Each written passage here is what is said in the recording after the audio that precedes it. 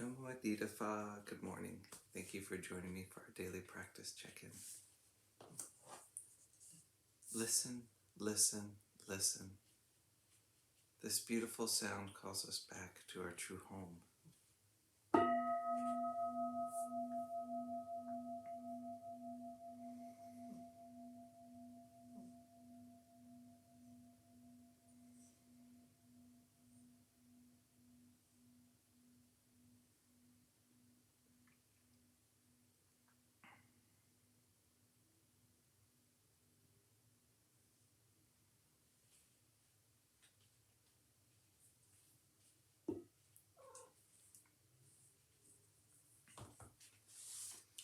The third mindfulness training. Aware of the suffering caused by sexual misconduct, I vow to cultivate responsibility and learn ways to protect the safety and integrity of individuals, couples, families, and society. I'm determined not to engage in sexual relations without love and a long-term commitment. To preserve the happiness of myself and others, I'm determined to respect my commitments and the commitments of others.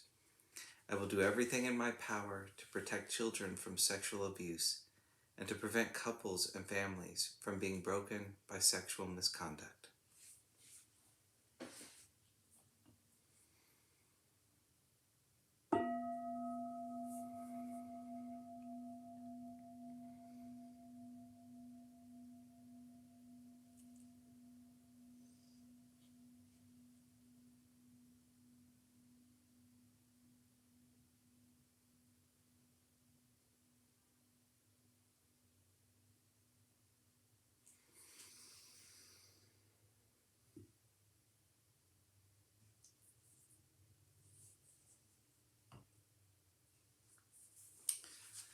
Our reading today is Determined to Suffer by Ajahn Yatiko from Beginning Our Day by the Monastics of Abhayagiri.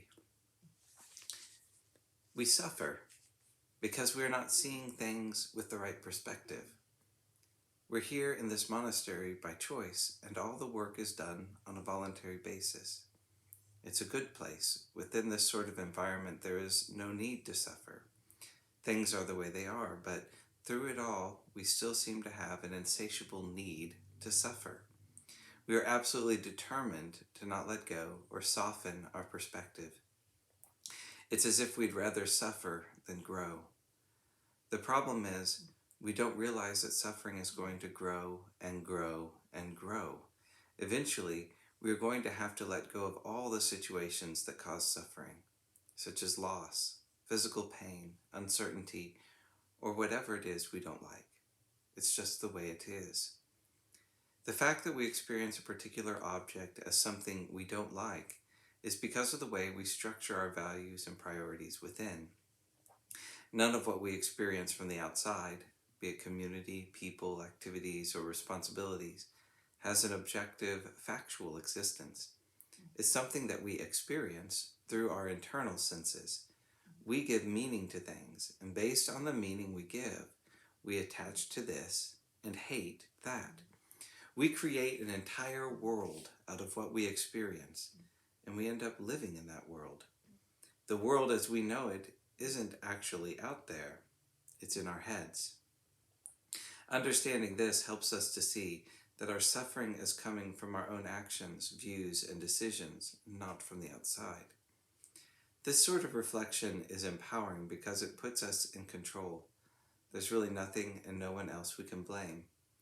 This truth is especially apparent when we live in a monastery like this. It's good enough to carry out our practice.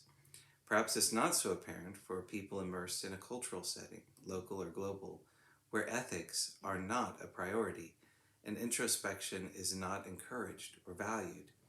In that situation, it's easier to convince ourselves that our choices and actions are taking place in an external world. But that perspective doesn't hold sway in the environment we have here, so we can surrender to the situation, the routine, the principles, and the practices of the monastery, and learn to let go.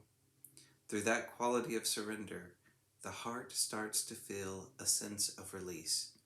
We start to gain a sense of confidence, as to what the spiritual life is really about and what's important in our life.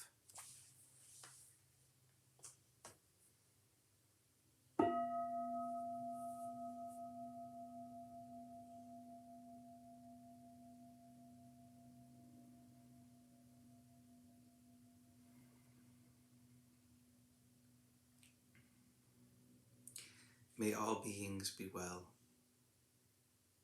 May all beings be happy. May all beings be peaceful. Sadhu, sadhu, sadhu. Thank you for joining me this morning.